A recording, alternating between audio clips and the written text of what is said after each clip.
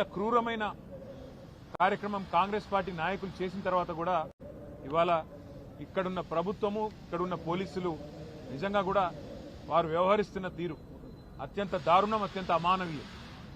నేను పోలీసు వాళ్ళకు గుర్తు చేస్తా ఉన్నా, ముఖ్యంగా డీజీపీ గారికి, అదేవిధంగా సీనియర్ అధికారులుగా ఉండే ఐపీఎస్ అధికారులకు నేను గుర్తు చేస్తా ఉన్నా.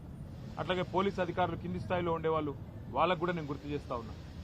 మీకు జీతం ఇస్తున్నది, మీకు జీతాలు ఇస్తున్నది ప్రజల సొమ్ముతో తప్ప కాంగ్రెస్ పార్టీ సొమ్మో రేవంత్ రెడ్డి ఇంట్లో సొత్తో మీకు జీతం ఇవ్వట్లేదు. పైసలతోనే మీకు జీతాలు ఇస్తున్నది ప్రభుత్వం.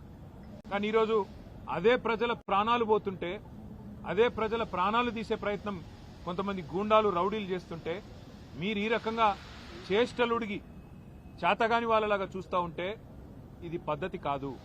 ఇక మేము కూడా మీరు ఈ రకంగానే నిశ్చేష్టులుగా చూస్తుంటే, ఏ యాక్షన్ కూడా తీసుకోకుండా ఇట్లనే గమ్మున ఉంటే మరి మేము కూడా తిరగబడే రోజు వస్తుంది.